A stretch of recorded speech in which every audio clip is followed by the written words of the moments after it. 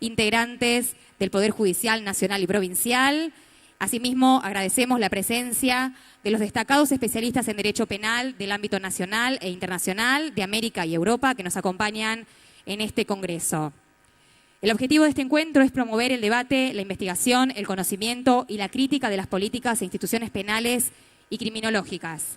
Esta jornada contará con conferencias magistrales y espacios de debate temático en comisiones de trabajo. La intención es seguir fortaleciendo el Estado de Derecho y la defensa de los derechos humanos. A continuación, entonces, damos paso a esta conferencia de apertura titulada La prisión preventiva en América Latina y África.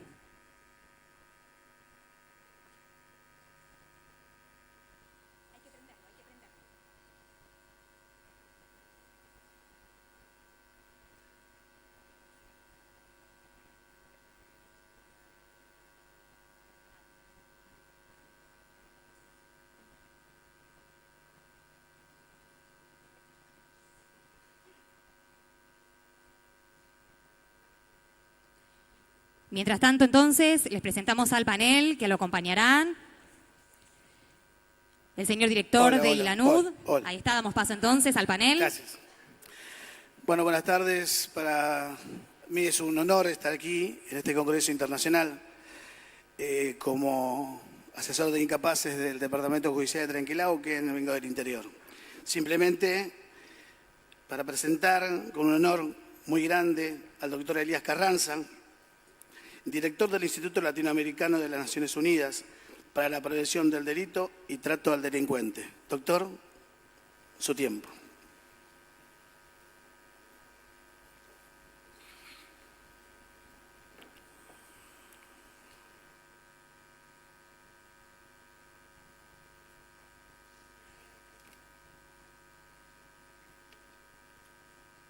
Apreciadas amigas y amigos, en el nombre del Instituto Latinoamericano de Naciones Unidas para la Prevención del Delito y Trato al Delincuente, ILANUD, y en el mío propio, agradezco a la Universidad de La Matanza y al hermoso grupo de ALPEC mi participación en esta actividad. Por la naturaleza del ILANUD, que tiene mandato en América Latina y el Caribe, es muy enriquecedor para nosotros la retroalimentación que siempre nos llevamos de este tipo de actividades. Es más lo que nos llevamos que lo que nos traemos. Y eso nos es muy útil para nuestra labor en la región. Hace 33 años, en 1980, Raúl Zaffaroni, Luis Paulino Mora, Mario Owed y yo hicimos nuestra primera investigación sobre el fenómeno del preso sin condena.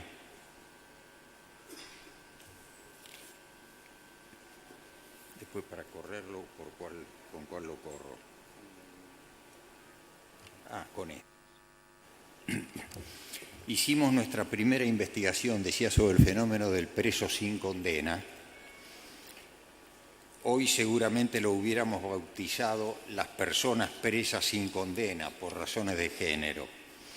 En aquel entonces, Raúl Zaffaroni y yo teníamos 41 y 40 años respectivamente, y Mario Owed y Luis Paulino Mora 10 años menos que nosotros. Raúl era en aquel entonces juez en materia penal en Argentina y Mario y Luis Paulino jueces de los entonces denominados Tribunales Superiores Penales en Costa Rica, que juzgaban delitos de 3 o más años de prisión. Y yo era el subdirector del ILANUD. Uno de los hallazgos más significativos de esa investigación fue la que registra el gráfico siguiente, que en aquel entonces que no existían computadoras, lo construimos artesanalmente con escuadra, lapicera y tinta china. El gráfico es tan brutal que casi no requiere explicación. Lamentablemente yo traje un marcador que es de láser que no va con esta pantalla. Pero si ustedes miran la pantalla, hay un primer grupo de países, el que está arriba, que son los países del sistema anglosajón del Caribe. Todos ellos tienen muy reducidos porcentajes de presos sin condena, que empiezan con 2,16 de Cayman Islands y terminan en 37,4 en su máximo que exhibía Guyana. Por su parte, nuestros países de América Latina y el Caribe tenían sus porcentajes de presos sin condena en una distribución que iba del 47,4 de Costa Rica hasta el 94,25 de Paraguay. Entre el país de América Latina y el Caribe con peor situación, con más alto número de presos y presas sin condena, y el país de América Latina con mejor situación, que era entonces Costa Rica, había una distancia de 10 puntos porcentuales a favor de los países del Caribe.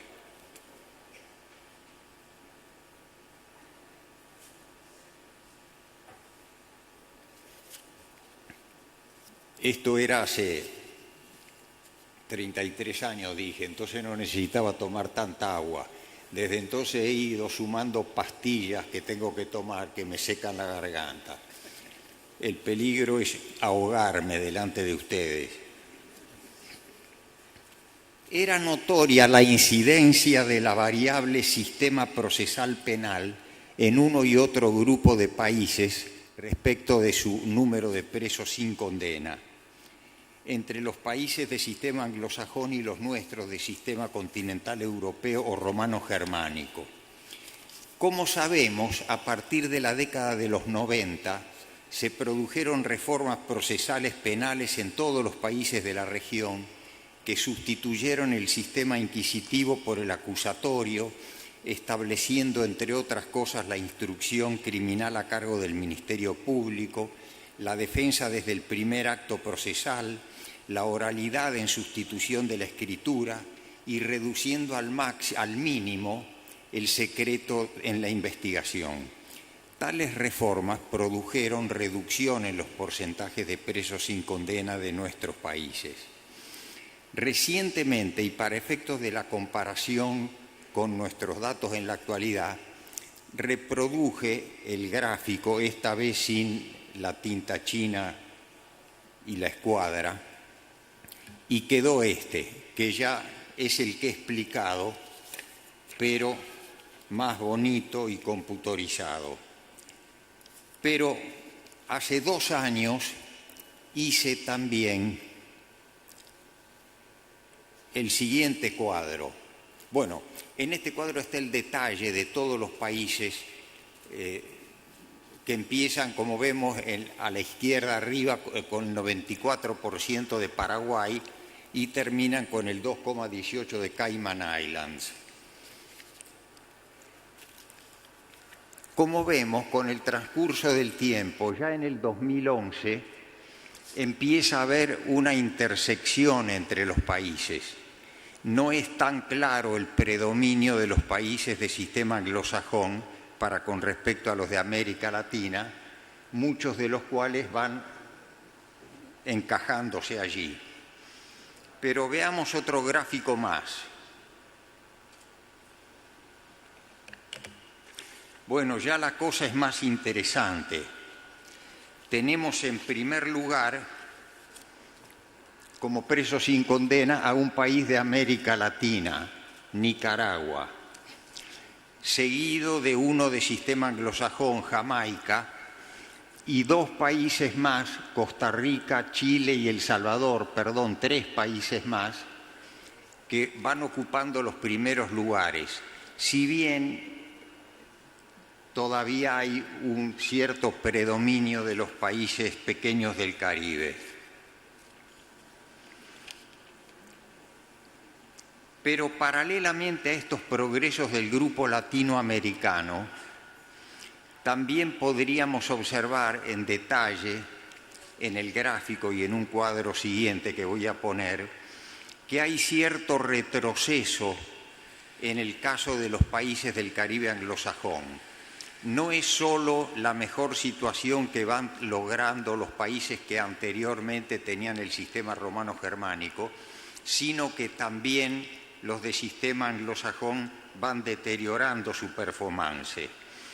Esto se debería muy posiblemente al mismo fenómeno que está afectando a toda la región de América Latina y el Caribe y al mundo en general, que tiene que ver con la forma en que ha venido gestionándose la globalización, como lo explica Joseph Stiglitz, con gran inequidad en la distribución del ingreso entre los países de altos ingresos y el resto del mundo, y también con gran inequidad al interior de los países, lo que ocasiona a su vez inequidad en la distribución de la criminalidad y de la criminalización, siendo esta última excesivamente alta en los países de medianos y bajos ingresos, como es el caso de todos los de América Latina y el Caribe, según la escala que utiliza el Banco Mundial para medirlos de acuerdo a su ingreso per cápita. Y esto ocurre no solo en América Latina, sino en el mundo en general, pero en el caso de América Latina multiplicada por las políticas de guerra al delito y de tolerancia cero, cuando nuestros países lo que necesitarían es tolerancia cero, pero tolerancia cero a la exclusión social. En el cuadro siguiente coloqué el detalle de la actual situación de los países. Como podemos ver, Bolivia y Paraguay, que estaban en último lugar en el cuadro anterior, mantienen su posición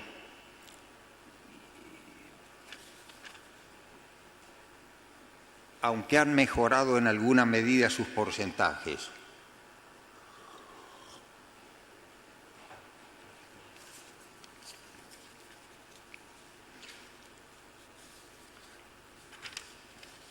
Es importante observar que el fenómeno de los presos y presas sin condena no se da aisladamente. Se inserta dentro del fenómeno más amplio del gran uso de la prisión y el acelerado crecimiento de las poblaciones penitenciarias, con la consiguiente sobrepoblación carcelaria que está ocurriendo en la región y en el mundo.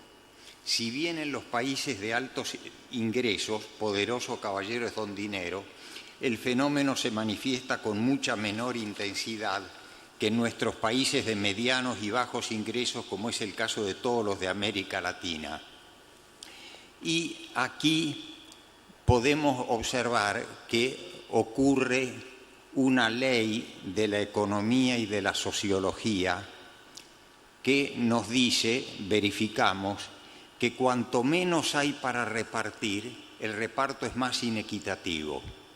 Los países que tienen menos para repartir tienen reparto más inequitativo, y los que tienen alto ingreso per cápita y más para repartir tienen tienen distribución del ingreso más pareja. Salvando las excepciones de los países nórdicos y de Japón, asistimos en todo el mundo a un notable aumento en el uso de la prisión, fenómeno que está directamente correlacionado con la inequidad de la distribución del ingreso entre los países de altos ingresos que se llevan la parte del león y el resto del mundo y al interior de los países. Veamos el acelerado aumento en el uso de la prisión en los cuadros siguientes. Bueno, yo no puedo marcar, como les decía, pero lo que vemos en este cuadro, y comenzando a ejemplificar por el caso de Argentina, que es el primero de la escala allá, vemos que en el año 92, hace 21 años, Argentina tenía 63 presos por cada 100.000 habitantes. Va subiendo 64, 68, 74, 95, etcétera, etcétera, hasta que ya en el año 2010 había triplicado su tasa. Y similar es el caso de todos los países de la región. Como podemos ver, todos los países elevaron notablemente sus tasas de encierro entre el 92 y el 2013. Casi todos las duplicaron, varios las triplicaron y también algunos van en vía de cuadruplicarlas. Veamos en el cuadro siguiente el caso de los países del Caribe del sistema anglosajón. En este caso, los países del sistema anglosajón tienen tasas globales de encierro altísimas, mucho más que en general los países de nuestra región de América Latina. Lo que no se observa es el tan definido crecimiento de la población, que es una línea oblicua constante en el caso de nuestros países. Y esto es porque son países con pequeñas poblaciones, algunos con 60.000 habitantes, 200.000 habitantes, en los que un pequeño flujo de presos que ingresa o egresa hace que las tasas fluctúen.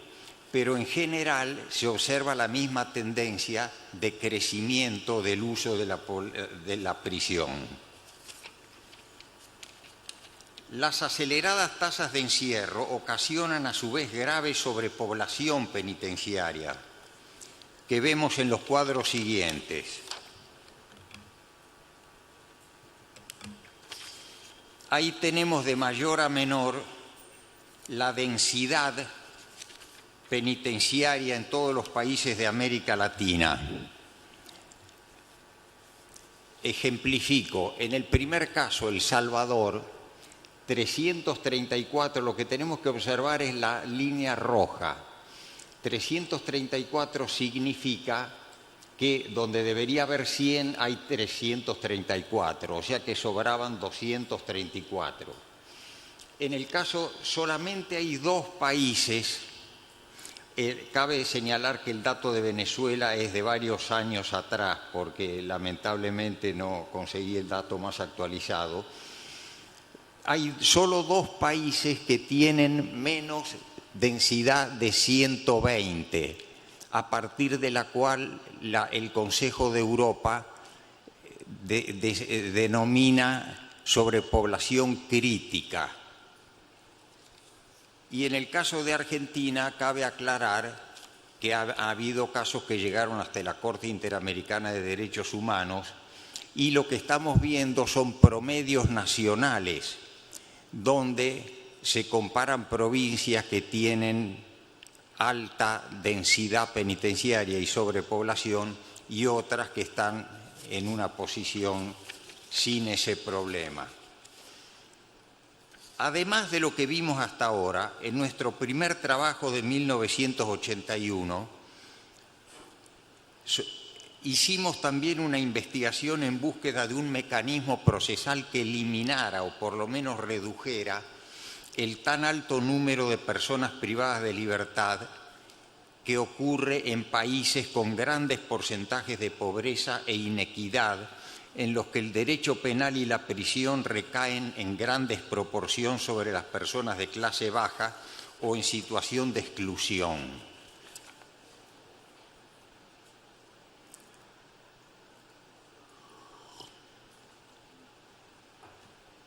Hicimos la investigación con un diseño de experimento de laboratorio para verificar la hipótesis de que las personas excarceladas con solo caución juratoria, esto es, sin caución económica, sea caución real o fianza, si son excarceladas cumpliendo determinados requisitos, cumplen en la misma proporción los que están excarcelados sin garantía económica que los que lo son con garantía económica.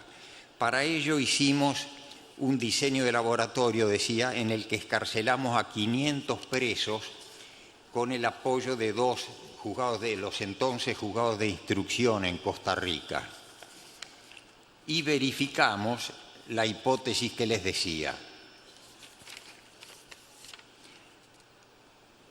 El fenómeno de las personas presas sin condena, como asimismo el fenómeno más amplio de la hiperutilización de la justicia penal y la prisión, que está sustituyendo los estados de bienestar por estados penales de exclusión social, y en los países que no lograron establecer estados de bienestar está abriendo aún más la brecha del ingreso, aumentando la exclusión, no podrá resolverse solo por mecanismos procesales, a pesar del experimento que les decía que hicimos con la caución juratoria.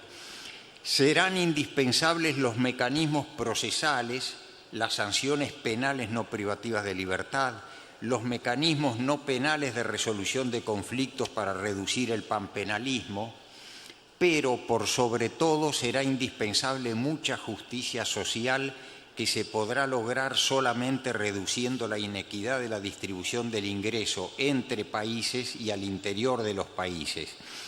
Inequidad que está directamente correlacionada con la situación de la criminalidad y con la situación de los sistemas penales. Veamos en el gráfico siguiente el efecto que tiene la inequidad de la distribución del ingreso medida por el coeficiente de Gini en el aumento de los homicidios. Bueno, explico, aunque sea sin el puntero. En la línea vertical, el eje de las X, tenemos el coeficiente de Gini, que va desde 0 hasta 1, o desde 1 hasta 100, como se quiera hacer la escala, pero vemos que a medida que se eleva el coeficiente de Gini, es decir, a medida que aumenta la inequidad de la distribución, van aumentando los homicidios que están indicados en el eje de las Y, y entonces así tenemos, pena que no los puedo marcar, tal vez ustedes desde las primeras sillas lo vean, pero arriba en el grupo, con más alta inequidad y más alta tasa de homicidio, vemos a Colombia, Salvador, Venezuela, Jamaica, Guatemala, Ecuador, Brasil, etc.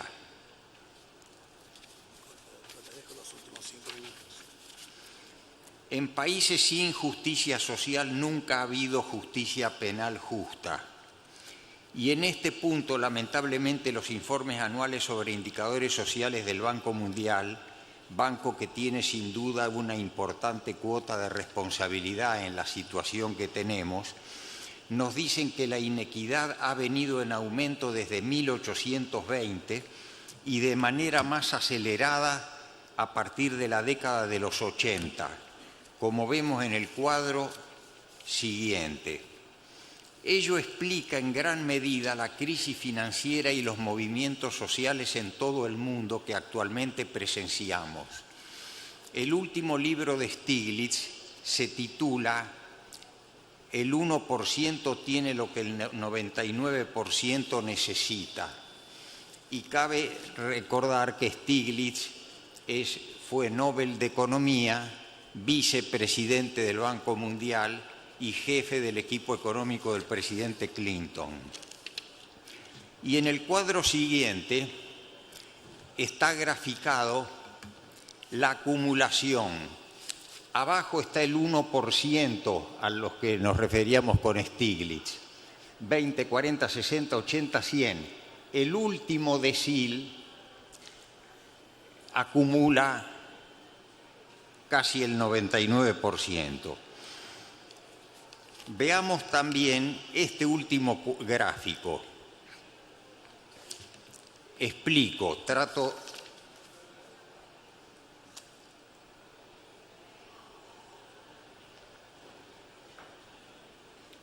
El grupo celeste es el de nuestros países de América Latina.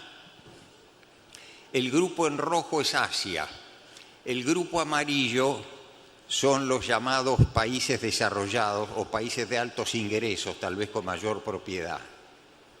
Si trazáramos una línea recta desde el país último de América Latina, que tiene un índice de Gini de 45, que es Uruguay, que sería el país de América Latina con mejor distribución, tiramos una línea hasta el final, vemos que el país en mejor situación en América Latina, en cuanto a distribución del ingreso, que es Uruguay, tiene 3 puntos de peor situación que el país de altos ingresos con peor situación, que es Portugal, seguido de Estados Unidos. ¿Se entiende el razonamiento? Para cerrar, diré que, bueno, esto lo que significa es que la perspectiva no puede ser excesivamente optimista. Realmente, si seguimos solo multiplicando la justicia penal y encerrando gente, no vamos a lograr reducir una tasa de delitos, en particular los delitos de homicidio, que como son los más fáciles de medir, en ellos medimos la criminalidad. Y para hacerlo, como decía, necesitaremos otras cosas, además de justicia penal. Para cerrar, diré que tenemos 2 obligaciones quienes trabajamos en la justicia penal. Una obligación como operadores, académicos o integrantes de organismos no gubernamentales, que es contribuir a que se haga verdadera justicia en los casos en que debemos intervenir, lo que no significa necesariamente más cárcel ni más personas presas sin condena. Pero lo más importante en este momento regional y mundial no es lograr más justicia penal, aunque la lográramos justa y utilizando la prisión con prudencia, sino lograr más justicia social, que significa esencialmente distribuir el ingreso entre países y al interior de los países. Esta es una tarea política que es también nuestra obligación, votando gobiernos que se comprometan a eso y participando activamente en nuestras democracias promoviendo ese objetivo. Objetivo que no será fácil de alcanzar, sobre todo en países pequeños que tienen 1 o 2 productos esenciales cuya comercialización no controlan porque se encuentra en manos de transnacionales, que tienen a su vez socios menores en los países que pueden llegar a oponerse a la redistribución de las maneras más violentas, pateando las democracias. Pero esa es nuestra tarea primordial, como ciudadanos y ciudadanas de nuestros países y como habitantes de nuestro mundo globalizado, sin la cual hemos visto que tampoco podremos lograr una buena justicia penal. Gracias por haberme escuchado.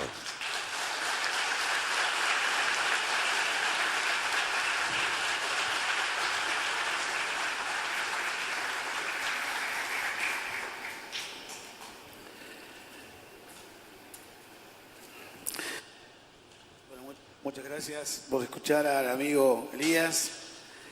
Seguidamente tenemos el honor de tener presente hoy aquí a la doctora Inmaculada Melo, jueza del Tribunal Constitucional de la República de Angola. Doctora, su tiempo.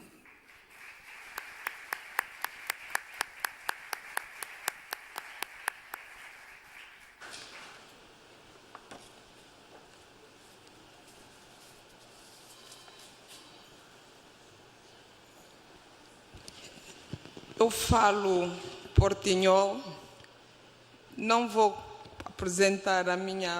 fazer a minha apresentação em portinhol, por isso conto com a ajuda dos senhores tradutores.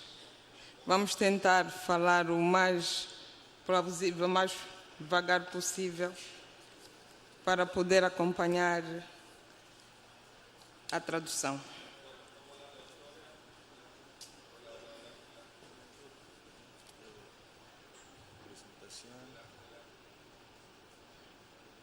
No preciso mexer en nada.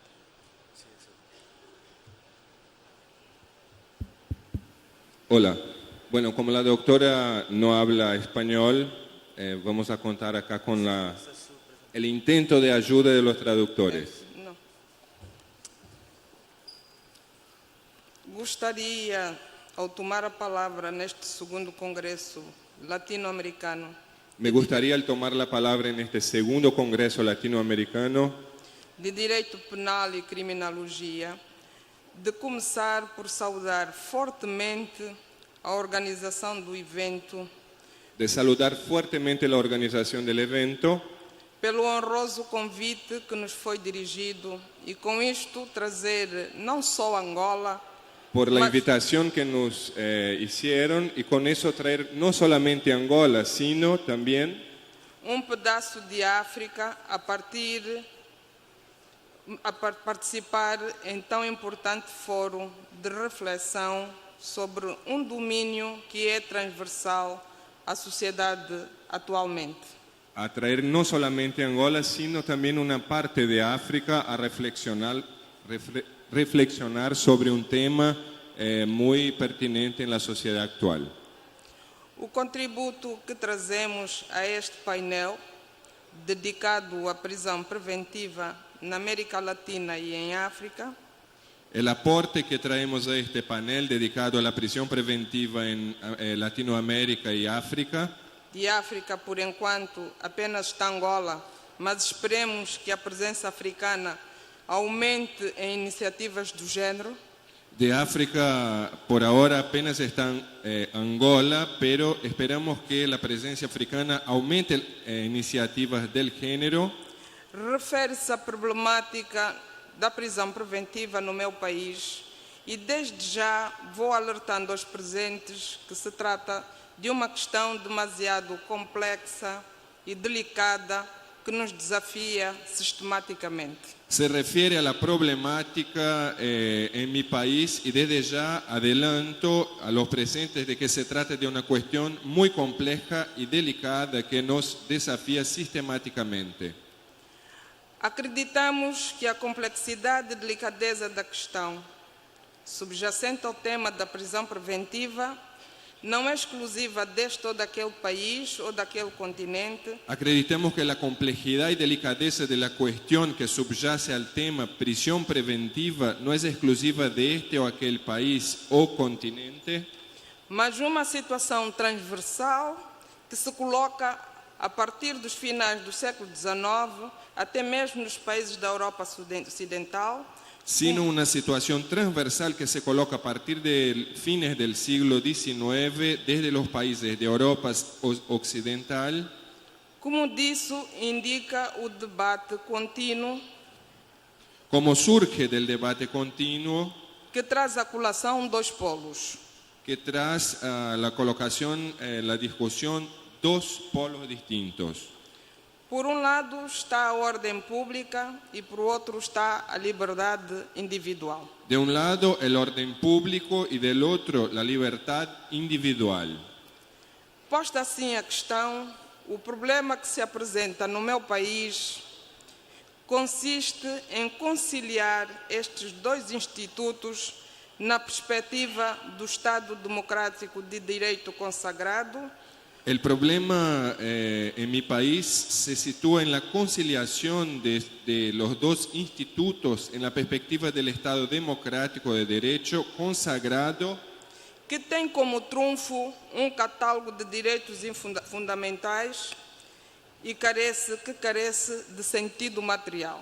que tiene como emblema un catálogo de derechos fundamentales impuestos por las constituciones modernas y carece de un sentido material.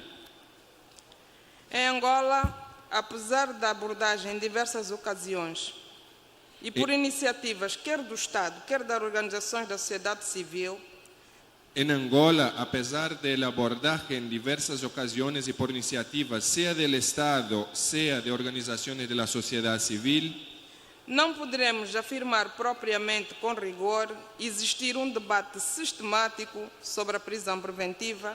no podremos afirmar con rigor haber existido un debate sistematizado respecto a la prisión preventiva.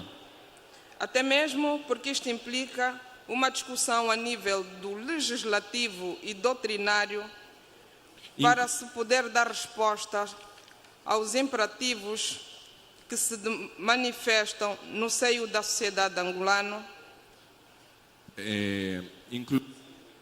Hola. Inclusive porque eso implica un debate a nivel del legislativo y doctrinario para se poder dar respuesta a los imperativos que se recaban en el contexto de la sociedad angoleña, associado ao facto de ser uma matéria que requer ligação com outras áreas do direito conexas e do ramo das ciências sociais que carecem de ser desenvolvidas entre nós. asociado al hecho de ser una materia que requiere de una articulación entre otras materias conexas y que carecen de ser desarrolladas entre nosotros. É neste contexto que, terminada a Guerra Civil no meu país e a par da reconstrução nacional, En este contexto que terminada la guerra civil en mi país y a la par de la reconstrucción nacional, começou-se a fazer uma reforma ao sistema da justiça, que é denominada Reforma da Justiça e do Direito, se empezó a hacer una reforma en la justicia que es denominada Reforma de la Justicia y del Derecho, em que a prisão preventiva e outros institutos que se prendem com o aprofundamento e renovação das instituições processuais penais e do direito, en que la cuestión de la prisión preventiva y otras que se conectan con la profundización y renovación de las instituciones procesales, penales y del derecho, estão a ser vistas por uma comissão de trabalho se están viendo por una comisión de trabajo cujos resultados ainda não foram apresentados ao público. cuyos resultados aún no fueron presentados al público. O quadro atual é de uma urgência da reforma que aprofunde e sistematize esse ordenamento jurídico angolano, El cuadro actual que exige una reforma urgente que profundice y sistematice el ordenamiento jurídico angoleño para se adaptar aos cânones da Constituição para adaptarlo a los cánones de la Constitución de 2010. de 2010. Toda a problemática da prisão preventiva no meu país La problemática de la prisión preventiva en mi país gravita à volta do confronto entre a lei ordinária e a Constituição. gravita alrededor del confronto entre la ley ordinaria y la Constitución. O estrangulamento surge porque temos uma Constituição El cuello de botella surge porque tenemos una Constitución que aprofunda de forma sistematizada a questão dos direitos humanos, dos direitos fundamentais, que profundiza de una forma sistematizada la cuestión de los derechos humanos y de los derechos fundamentales, porém isto encontra estrangulamento a nível da legislação ordinária, sin embargo eso encuentra un cuello de botella a nivel de la Constitución ordinaria, em que se trabalha com leis que datam de quase 2 séculos. en que se trabajan con leyes que datan de casi 2 siglos. Para além disso, há uma outra dificuldade que reside a nível das mentalidades. Más allá de eso, hay otra dificultad que reside en el nivel de las mentalidades. O Código Processual Penal e a Constituição El Código Procesal Penal y la Constitución tratam a prisão preventiva como uma medida cautelar. tratan la prisión preventiva como una medida cautelar. Uma medida que, nos termos da Constituição, deve ser aplicada Una medida que en los términos de la Constitución se debe aplicar apenas nos limites concedidos pela Constituição. apenas en los límites concedidos en la Constitución. Este é o quadro constitucional existente Este es el cuadro constitucional existente que, de uma forma geral, também o consagra a legislação ordinária. que de forma general también es consagrado por la Constitución ordinaria. O estrangulamento surge El cuello de botella surge porque, apesar de a lei e a Constituição fornecerem o critério legal porque a pesar de que la ley y la Constitución proveen el criterio legal e constitucional, y constitucional, a prática cotidiana dá-nos quadro la práctica cotidiana nos da un cuadro, un contexto em que a vontade inequívoca do legislador constituinte en que la voluntad inequívoca del legislador constituyente em valorar os direitos fundamentais en pos de los derechos fundamentales ligados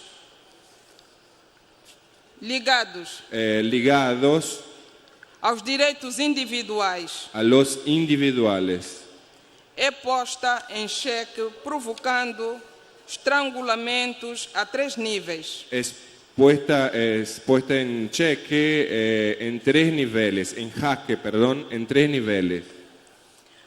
A nível da instrução preparatória, da instrução dos processos em fase de instrução, A nivel de la instrucción sumaria,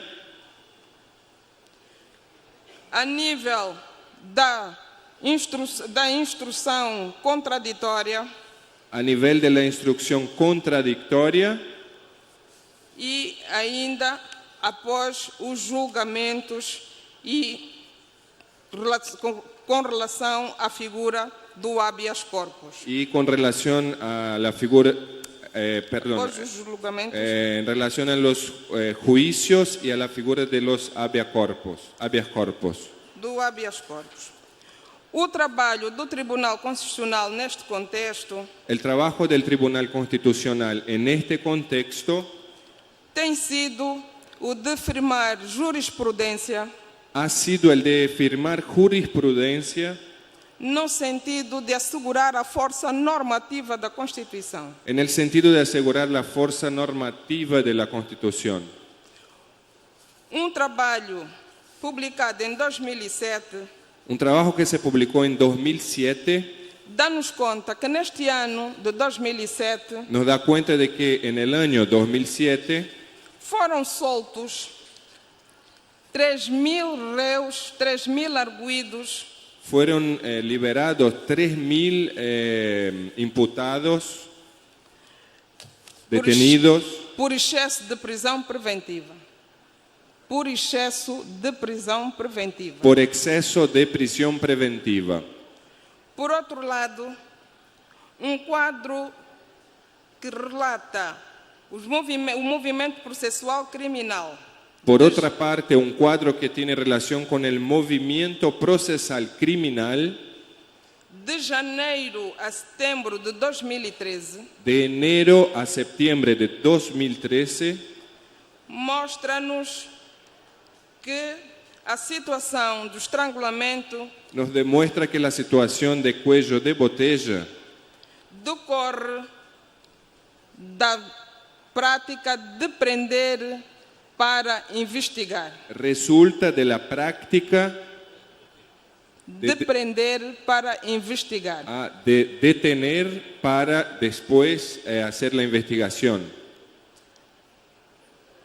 Nesse quadro, aponta-nos, a título de exemplo, que de janeiro a setembro de 2013, En este cuadro, el cuadro este nos apunta como ejemplo que de enero a septiembre de 2013 foram registrados como entradas se registraron como entradas 32.913 processos. 32.913 procesos. Arguidos presos foram registrados 38.000. Una vez hechas las investigaciones con los presos, Foram registrados 38.000. se registraron 38.000 536 presos. 38.536 presos. Desses números, como podem ver, não há aqui nenhum engano. Mirando estos números podemos ver que no hay ningún engaño. Temos que há número que totaliza 5.623 presos. Llegamos a un número que totaliza 623 presos sem processo. sin procesos. Para além disso, dos 32.913 presos, Más allá de eso, los 913 procesos, apenas 13.045 chegaram a julgamento. solamente 3.545 llegaron a juicio. A julgamento. Por esse quadro que nos indica bem o nosso entendimento de que a prisão preventiva tem como principal estrangulamento Este contexto nos indica que la prisión preventiva tiene como principal cuello de botella o facto de se prender para se investigar. el hecho de que primero se detiene y después hacer la investigación. O Tribunal Constitucional El Tribunal Constitucional julgou recentemente juzgó que recientemente três processos, tres procesos onde manifestamente expressa a necessidade de se respeitarem os prazos da prisão preventiva, donde manifiestamente se expresa la necesidad de respetar los plazos de la prisión preventiva, ressaltando que mesmo nas situações de crimes que não admitam liberdade provisória, resaltando que mismo en las situaciones de crímenes que no admitan libertad provisoria, ainda assim o limite temporal deve ser respeitado. el límite temporal tiene que respetarse.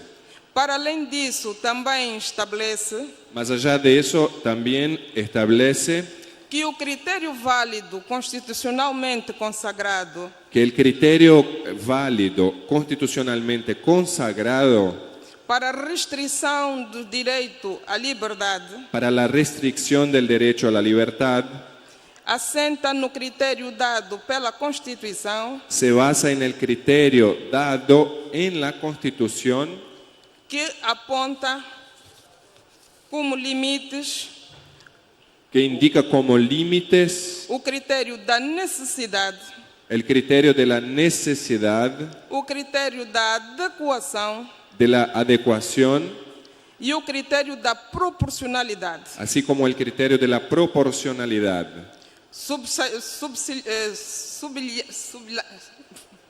sublinhando resaltando que, independentemente do nível de perigosidade em questão, que independientemente del nivel de periculosidad en cuestión, o direito à liberdade é direito absoluto, el derecho a la libertad es un derecho absoluto, erigido à categoria de direito fundamental e que deve ser garantida a tutela efetiva e real. es un derecho que tiene que estar en la categoría de los derechos fundamentales, el final, E que deve ser assegurado y que debe asegurarse a garantia que lhe é atribuída pela Constituição. la garantía que le atribuye la Constitución. Resumidamente, diríamos en resumen que o processo penal, el proceso penal é uma estrutura legal de equilíbrio entre o direito de punir do Estado e o direito dos indivíduos à liberdade, que es una, digamos,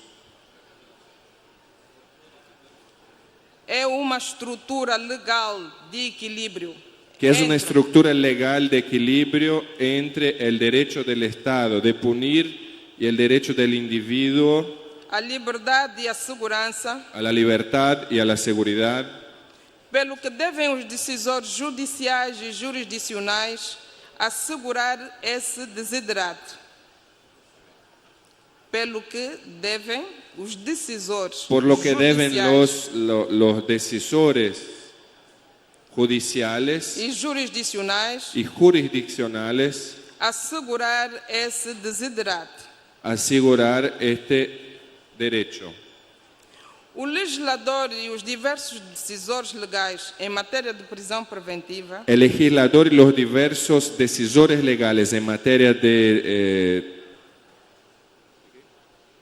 prisión preventiva devem tratar a questão como uma solução legal e geral, deben tratar la cuestión como una solución legal, general, com problemas específicos e delicados, com os problemas difíceis e delicados que comporta, con los problemas difíciles y complicados que comporta, que conlleva, confrontá-los com os valores que concretamente devem ser salvaguardados, confrontados con los valores que deben ser salvaguardados na perspectiva da democracia política En e la- dos direitos fundamentais. en la perspectiva de la democracia política y de los derechos constitucionales.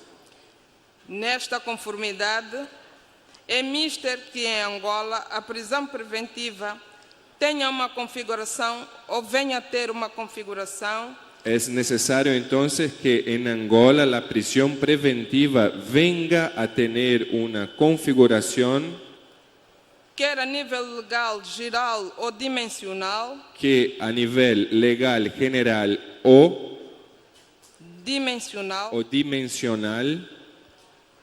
que reflita a evolução histórica, que reflita que refleje la dimensión histórica a que tem estado sujeito ao longo dos tempos, a que ha estado sujeto a lo largo de los tiempos, primando por um critério de eficiência e efetividade primando do por un direito, criterio de eficiencia y efectividad do direito. del derecho.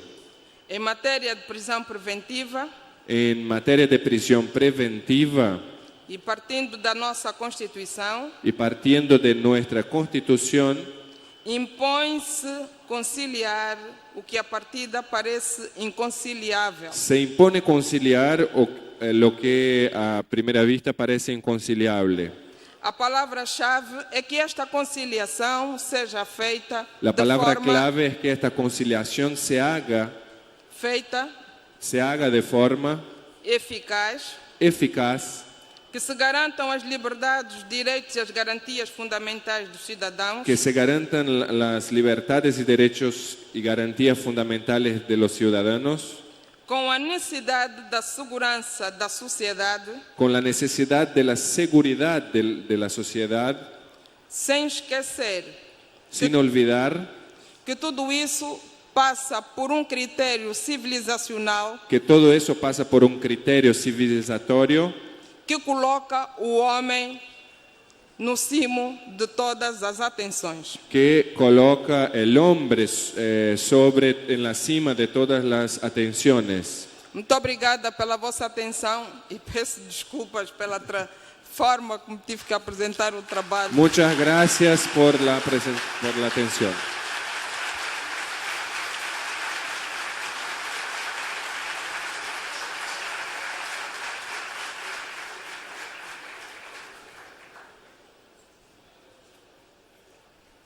Bueno, seguidamente, desde la República Dominicana nos visita el doctor Roberto Santana, coordinador regional del Centro de Excelencia de Naciones Unidas para la Reforma Penitenciaria, ex rector de la Universidad Autónoma de Santo Domingo. Su tiempo, doctor.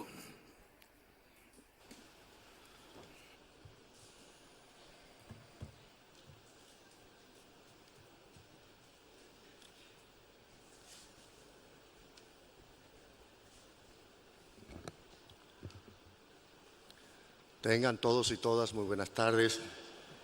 Deseo agradecer de manera muy sentida esta invitación a mi persona para participar en este segundo Congreso Latinoamericano y Caribeño de ALPEC. En este momento realmente me siento inspirado porque voy a dirigirme a un público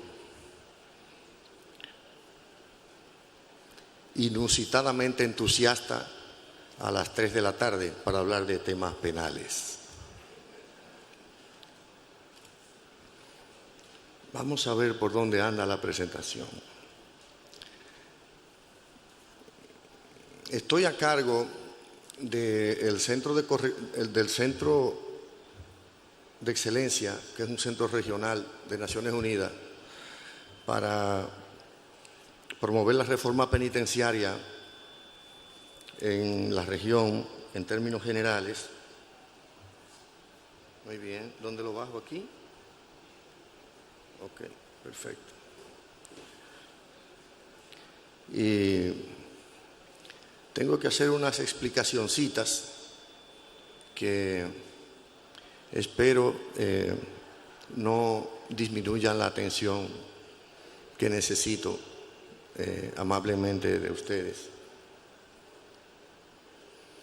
Bueno, ustedes no van a leer lo que ahí dice, pero ahí dice que el Centro de Excelencia de Naciones Unidas para la Reforma Penitenciaria se encarga de acompañar a los países en la promoción de la reforma, identificando las oportunidades del fortalecimiento institucional, ayudando a la coordinación entre las instituciones estatales que tienen que ver con el tema de la reforma penitenciaria, haciendo acopio de las experiencias de los sistemas penitenciarios de la región para con ese intercambio contribuir al mejoramiento de todos.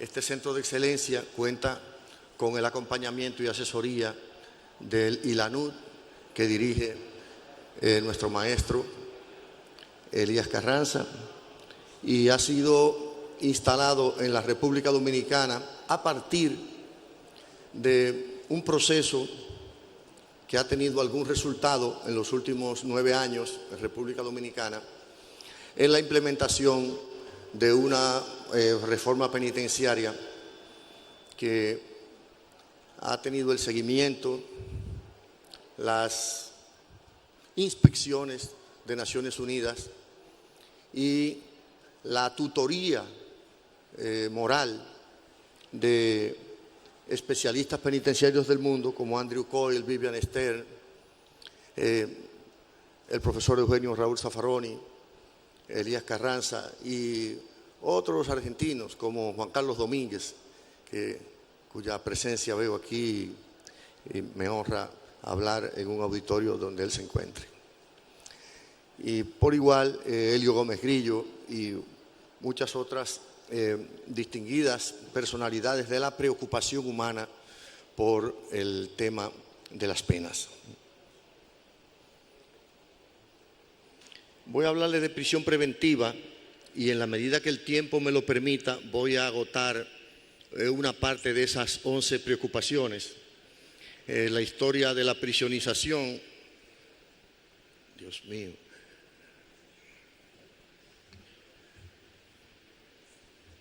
La industria de la prisión como alternativa, la prisión en el contexto de los subsistemas,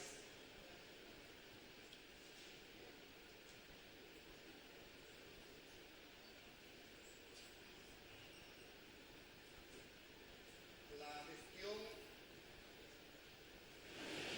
con antelación al juicio, las características cuali y cuantitativas de la prisión preventiva, qué dice la normativa internacional, los derechos humanos y los derechos fundamentales, problemas y soluciones en la prisión preventiva, derechos y deberes en la prisión preventiva y tipos de establecimiento de la prisión preventiva. Es decir, eso me puede tomar 2 días, pero yo voy a tratar de armar algunas conclusiones que no resulten aburridas a la vez. El modelo penitenciario de la República Dominicana inició fortuitamente con el tema educativo. A fines de los años 80 y principios de los 90 estuvo por República Dominicana el profesor Zaffaroni participando en unos cursos de criminología en nuestra universidad.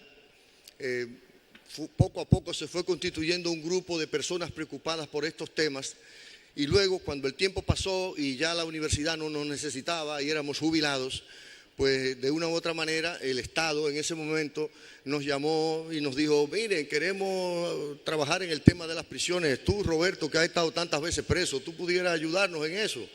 Yo dije: sí, yo puedo ayudar. ¿Y qué hacemos? Ahí está el señor Andrew Coyle, que ha venido con Vivian Esther y quiere ayudar a República Dominicana en la reforma penitenciaria. ¿Tú te puedes reunir con ellos? Digo: sí, yo me reúno. Y entonces el señor Andrew Coyle me preguntó: mire, ¿y cómo usted piensa que se puede hacer una reforma? Yo no tenía la más mínima idea. Yo le dije: bueno, yo lo que creo es que las cárceles hay que convertirlas en escuelas. Lo dije porque yo era maestro. Entonces dijo: pero mira qué idea más interesante. Bueno, así empezó todo, más o menos. Entonces ahí le digo que el modelo penitenciario empieza con la escuela penitenciaria. Es donde se piensa la reforma haciendo acopio de todas estas teorías, de todos estos razonamientos de Zaffaroni, de Andrew Coyle, de Elías Carranza, de Vivian Stern, de Helio Gómez Grillo y demás, y haciendo acopio de la realidad local. Y a partir de ahí se arma un currículum, se forma el personal y entonces se trabaja en lo que es la construcción de un modelo. Ustedes me dirán: bueno, ¿en qué momento eso aterriza al tema preventivo? Aterriza de la manera siguiente: simplemente en los centros de privación de libertad solo hay 2 categorías: condenados y preventivos. Por lo tanto, si un centro de privación de libertad no funciona o no sirve, no será que no sirve para los condenados y es bueno para los preventivos. Lo que no sirve, simplemente no sirve. Por lo tanto, no sirve para los condenados y no sirve para los preventivos. Y un centro de privación de libertad que funciona de acuerdo con determinados parámetros humanos, estándares de desempeño adecuado, si sirve para los condenados y también sirve para los preventivos. Solo se trata de colocar a cada cual, en este caso, en su lugar. En esa escuela, cuando hicimos las discusiones sobre el tema, nos dimos cuenta de que el modelo penitenciario en nuestro país, y nos parecía que había algo de eso en la región, no podía seguir siendo un modelo policial, no podía seguir siendo un modelo militar. En el camino nos dimos cuenta que tampoco podía ser un modelo empresarial.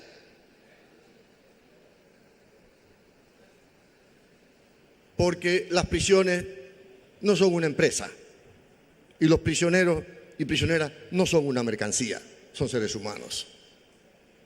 Nos dimos cuenta, en consecuencia, que quienes deberían trabajar en estos establecimientos no eran gerentes ni capataces, ni militares ni policías, sino educadores. Y por lo tanto, a lo más que debía parecerse un establecimiento penitenciario para ayudar a las personas a llevar su vida y para ayudarles a mejorar y a regresar de una manera óptima a la sociedad, ese era un trabajo de educadores, un acompañamiento educativo. Naturalmente, en el contexto de esa realidad, sabiendo que no se estaba trabajando con las monjas de la caridad ni los niños cantores de Viena, sino con personas que estaban ahí por una razón concreta. Bueno, entonces así, a educarse, todo el mundo, a trabajar, a desarrollar actividades lúdicas, etcétera, ¿verdad? ¿En qué ambiente? Bueno, si dijimos que no pueden ser militares ni policías, pues no puede ser un recinto policial ni un recinto militar. Tiene que ser lo más parecido a una escuela. Este es un ejemplo de uno de los centros nuestros. Son 17 centros ¿verdad? Con alojamientos, lugares para dormir, lugares separados para comer, lugares separados para educarse, lugares separados para recibir a sus familias, etcétera, tanto en un plano normal como en un plano íntimo, como en el caso de los niños y demás. Un ambiente más, una vista más panorámica del tema, ¿verdad? Entonces, esos establecimientos son inspeccionados por Naciones Unidas y los derechos humanos de nuestro país cada vez que son abiertos, o mejor dicho, antes de abrirlo. Don Elías nos ha acompañado personalmente. Son visitas a veces un poco costosas porque cuando don Elías dice esa ventana está muy oscura, entonces hay que cambiar 200 ventanas, pero necesitamos esta presencia moral que es la que nos ayuda a que precisamente el Centro de Excelencia de Naciones Unidas funcione allá para ayudar a promover las buenas prácticas. Luego de los establecimientos, demostrar esas dos cosas, vienen las estadísticas. Eso se refiere a los resultados del tema de la conducta. Las cárceles del mundo en general son violentas. Tenemos alrededor de 11 millones de personas privadas de libertad, más o menos la mitad son preventivos. Gracias a que los establecimientos nuestros son establecimientos educativos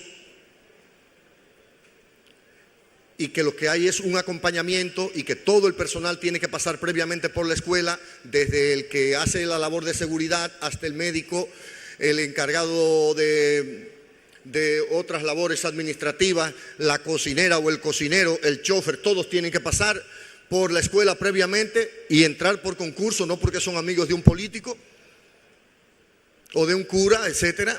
Entonces se logra un ambiente de paz. Y debido a que hay control del tema de la corrupción, no circula el dinero, hay una serie de actividades obligatorias inducidas, no obligadas por el garrote. Vamos a hablar, por ejemplo, del tema de la alfabetización. No tenemos analfabetos luego de 6 meses. Pero no es porque con un palo le decimos que tiene que educarse, es porque lo inducimos, lo acompañamos, lo ayudamos. Y como siempre hay casos extremos, y de hecho la prisión es un caso extremo y lo que están es un producto extremo predominantemente de la inequidad social en el mundo, y mi país es una de las expresiones de inequidad social en el mundo. Entonces a esas personas hay que acompañarlas.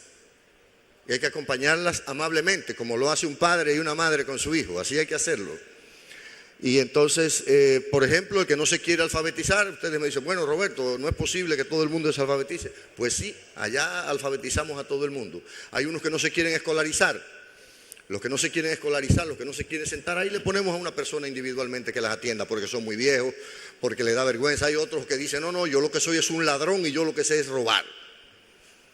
Y otros dicen, yo lo que vine fue a hacer mi cárcel aquí. A ese le decimos, no, tú no viniste, aquí te trajeron.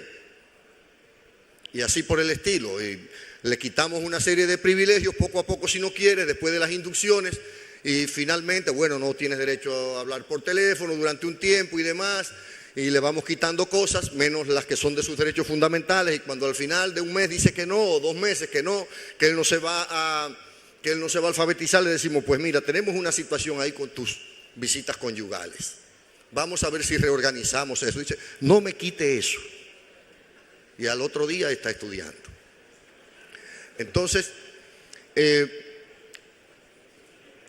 ese tema de las conductas, usamos, ¿verdad?, los colores del semáforo, y ahí, como se ve, nosotros hemos podido, todos los centros tenemos más del 80% en el nivel verde, en el nivel amarillo alrededor de un 15 y un 16, y alrededor de un 2, un 3% en el nivel rojo.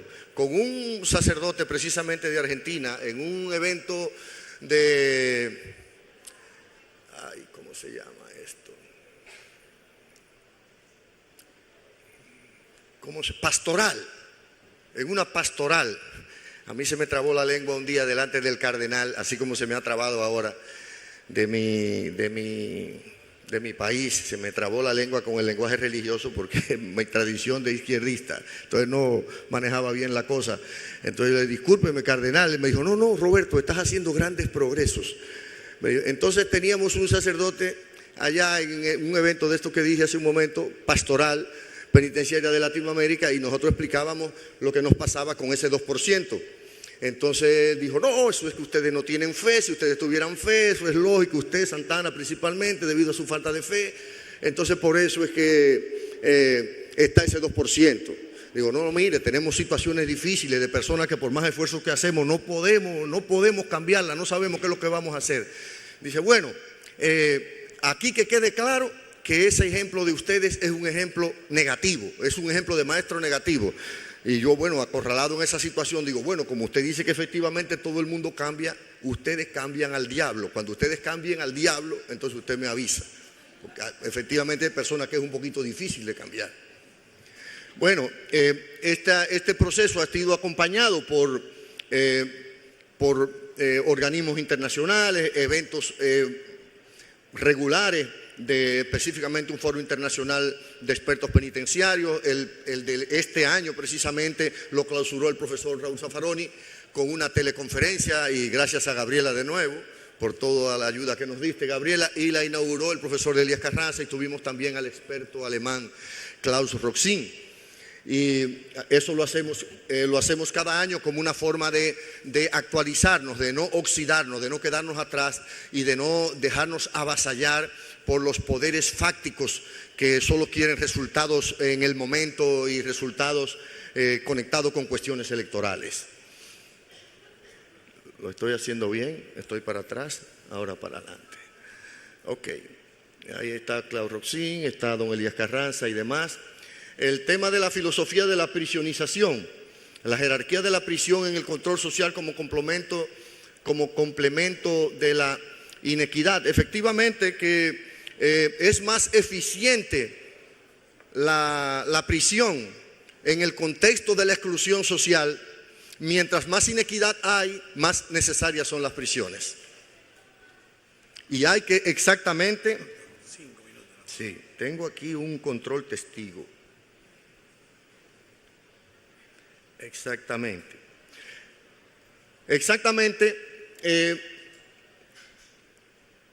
Entendemos que el control social se ejerce de manera desparramada en las sociedades inequitativas, y cuando ese control difuso se agota, entonces hay que recurrir efectivamente a lo que el profesor Zaffaroni hablaba ayer, hasta de la estigmatización de los barrios y de la juventud en los barrios.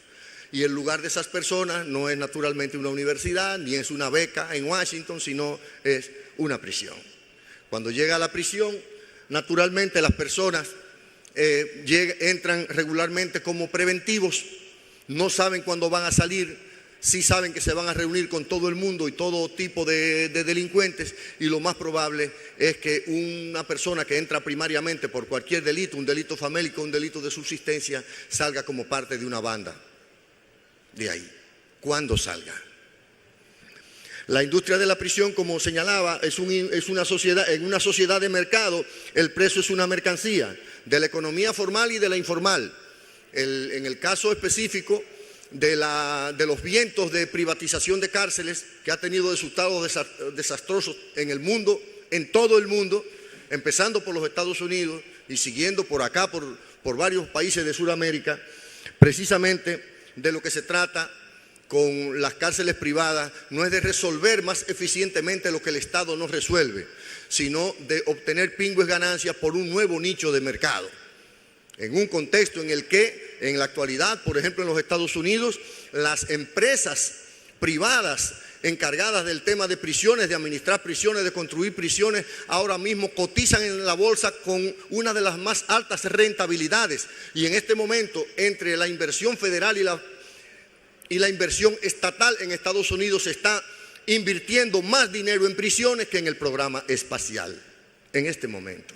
Y no se debe a la preocupación por los privados de libertad, sino a la preocupación por el interés por la cantidad de dinero que está generando la industria de la prisión, que en el caso de los Estados Unidos, empezando por el estado más populoso, que es el estado de California, arrojó el pasado año el % de 76 de reincidencia. por cada 176 reincidentes. Ese es el resultado de la visión privada o de la visión empresarial o privatizadora del tema penitenciario. Y se dirá, bueno, ese es el tema de las empresas privadas, pero las que son estatales, no, son mentidamente estatales. La generalidad de las prisiones del mundo. La generalidad de las prisiones del mundo no las controlan los mismos estados, las controlan entre las bandas y un grupo de funcionarios corruptos, la mayoría. Entonces no son del Estado tampoco. Y ahí me refiero a la economía informal. Ahí usted encuentra de todo. Ahí usted encuentra juegos de gallo, casinos, usted encuentra de todo. Usted encuentra casas de cambio, usted encuentra trata de blancas, usted encuentra de todo. En una colusión entre una parte de los funcionarios penitenciarios y las grandes bandas. Entonces, esas tampoco son estatales. Pertenecen al delito. Son centros en manos del delito y de los delincuentes y de funcionarios corruptos. Nosotros entonces promovemos, y a eso llamo yo la economía informal, y deja tantas ganancias como las empresas privatizadoras. Nosotros abogamos en consecuencia porque haya un modelo realmente estatal y comunitario. ¿Por qué agrego la parte comunitaria? Porque la comunidad hay que ponerla a que participe y ayude a controlar al Estado y a los políticos. Y en un esquema de transparencia se garantice que la comunidad asista, intervenga y acompañe no únicamente la fase de la prisión, sino la fase postpenitenciaria. Porque, atención, de todos los prisioneros, delincuentes y de ellos los peligrosos, cuando termine su prisión, ¿para dónde van? Para la calle. ¿Quién los va a recibir? ¿Nos preocupa o no nos preocupa cuando esas personas vayan a salir y lo que van a hacer? Si nos van a pasar por el frente y no tienen un letrero que dice yo soy un delincuente y se van a mezclar con nuestros hijos, etcétera, etcétera, etcétera. ¿Nos preocupa o no nos preocupa lo que va a pasar con esos delincuentes cuando salgan a la calle? Si nos preocupa, en consecuencia, debemos trabajar como comunidad para que esas prisiones sean lugares de cambio, sean lugares amigables, sean lugares decentes y estar preparados a la vez para recibirlos en la calle cuando regresen. Entendemos que sí. La prisión como alternativa, simplemente esto que dice ahí, al abordar la sanción penal, se habla muchas veces equivocadamente de las alternativas a la prisión. Nosotros creemos que es exactamente al revés. Lo que son las alternativas no son las demás opciones. Lo que es alternativa es la prisión. Lo lógico y lo normal es que la persona cumpla su pena en libertad o bajo algún tipo de vigilancia o bajo algún tipo de restricción, y en última instancia, si no hay ninguna otra opción, se recurre, como en el cáncer, a la quimioterapia, sabiendo que hace un daño terrible, pero que hay que aplicarlo. Entonces, no son las medidas alternativas a la prisión, no, la prisión es la alternativa, por cierto, una alternativa dolorosa y de dudosos resultados, de acuerdo con las situaciones que tenemos en el mundo, pero haciendo los intentos adecuados, al igual que ocurre en las familias, igual que ocurre en cualquier ámbito, aún en las prisiones se puede hacer un trabajo adecuado. Los contextos, voy a volar eso, por lo del dinosaurio. La gestión con antelación al juicio, una buena parte de la prisión preventiva que debe evitarse, se puede resolver perfectamente, en el caso, lo que es un intento que se ha estado haciendo en Puerto Rico y en República Dominicana estamos haciendo ese intento, de evitar que la persona vaya a prisión por cualquier vía y que haya mecanismos de garantía, incluso mecanismos del Estado que se encarguen de hacer las investigaciones, de hacer las diligencias legales y de otro tipo, comunitarias y demás, para evitar que la persona vaya a prisión.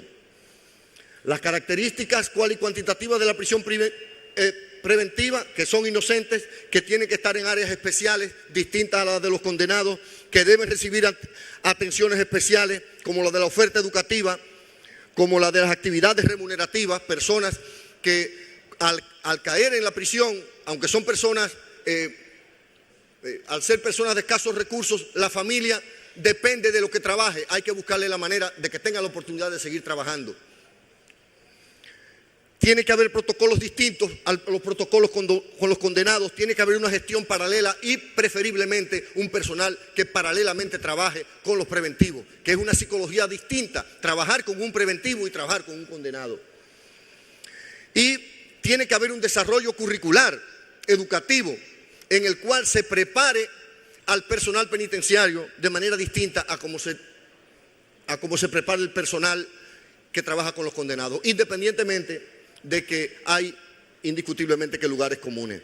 La normativa internacional, existe una panacea falsa alrededor de que lo mejor que existe es lo que están en los organismos internacionales. Y relativamente es verdad, porque hay muchos países que están por debajo de esas exigencias, pero muchos de esas normativas pueden seguir avanzando y muchas veces, lo digo claramente, desde los países centrales se limita el avance de los derechos, de consignar los derechos en la normativa internacional, específicamente con esta locura, con esta furia hipócrita de la lucha contra el terrorismo.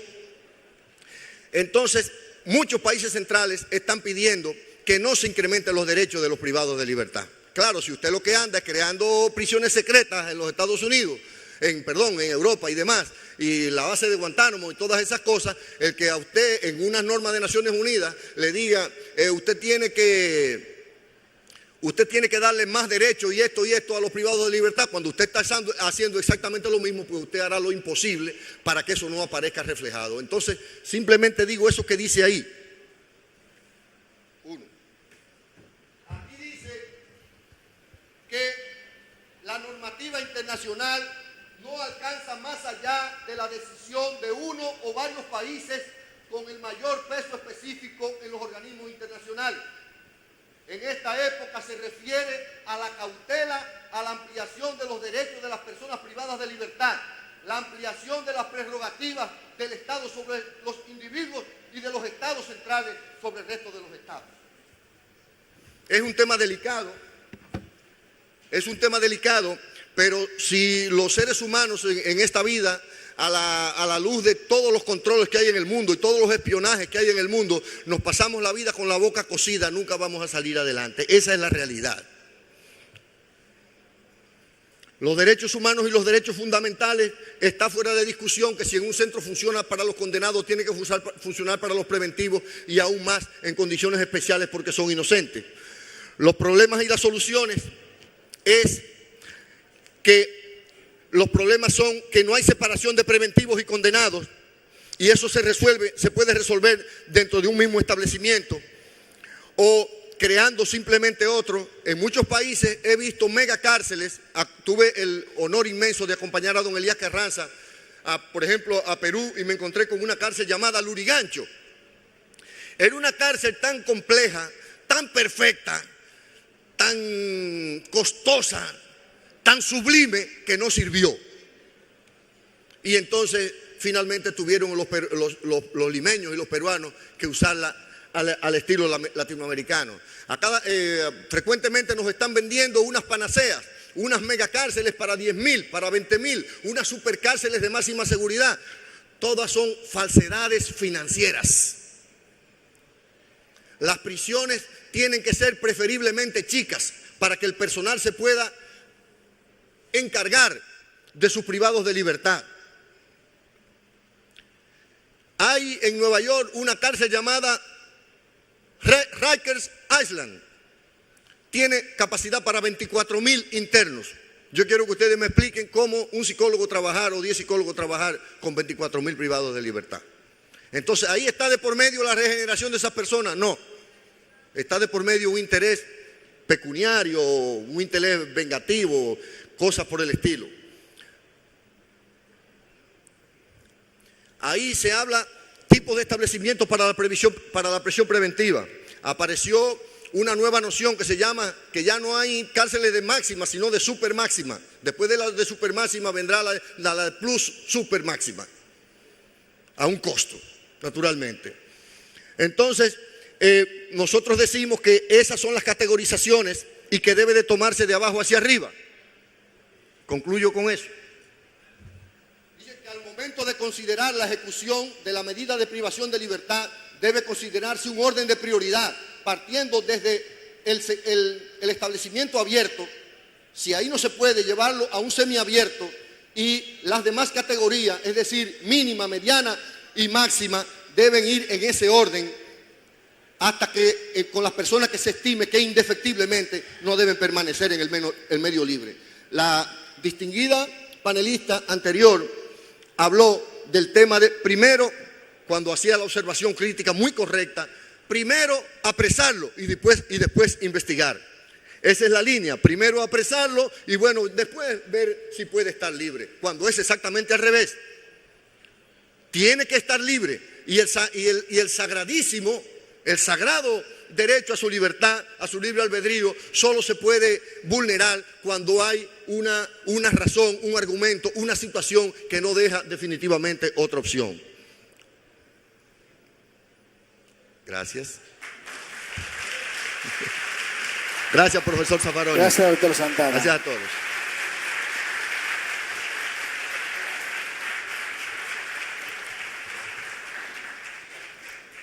Bueno, para concluir esta segunda conferencia de apertura de este segundo día del Congreso, tengo el honor de presentar al doctor Esteban Rí, profesor consulto de la Universidad Nacional de Buenos Aires, ex Procurador General de la República Argentina. Doctor, su tiempo. A ver si se me escucha. Bueno, en primer lugar, quiero agradecerle a los organizadores de este congreso y a las autoridades de esta universidad que hayan tenido la deferencia de invitarme a estar con ustedes esta tarde y hacerles perder unos minutos con un tema tan importante. La discusión que gira en torno al encarcelamiento preventivo es un tema de evidente actualidad. Ello es así porque se ha instalado en la sociedad que existe una relación de causalidad entre la forma como la ciencia jurídica concibe a la prisión preventiva, es decir, cómo la entendemos los juristas, y la creciente inseguridad que padece la sociedad. Consiguientemente, es frecuente que escuchemos un diagnóstico de esta índole. Lo que hay que hacer, nos dicen, es un endurecimiento de la prisión preventiva. Ese endurecimiento de la prisión preventiva producirá el efecto de reducir los índices de criminalidad. Y si soy honesto, en realidad, no solo es un diagnóstico. En la República Argentina se han presentado proyectos en este sentido. Quien haya asistido a la última campaña electoral habrá advertido que los candidatos hacían una suerte de torneo a ver quién era el más duro en materia de endurecer el sistema de prisión preventiva. Consiguientemente, parece haber dos puntos de vista que son incompatibles. Por una parte, hay argumentos que respetan la idea del Estado de Derecho, que se los puede sintetizar en 5 puntos. Primer punto, la prisión preventiva, desde la perspectiva jurídica, es una medida cautelar excepcional. Segundo punto, quien la debe soportar es un procesado. Tercero, en consecuencia, rige el principio de presunción de inocencia. Cuarta, la realidad judicial exhibe un uso desmedido de la prisión preventiva. Y en quinto lugar, todos tenemos la convicción de que los jueces aplican en cantidad excesiva el encarcelamiento preventivo. En la vereda de enfrente tenemos lo que es habitual llamar campañas de ley y orden. Sus tesis principales son, primero, es creciente el aumento de la criminalidad. Segundo, hay demasiados delitos impunes. Tercero, los procesos duran demasiado. En realidad, lo que dura demasiado es que salga la sentencia.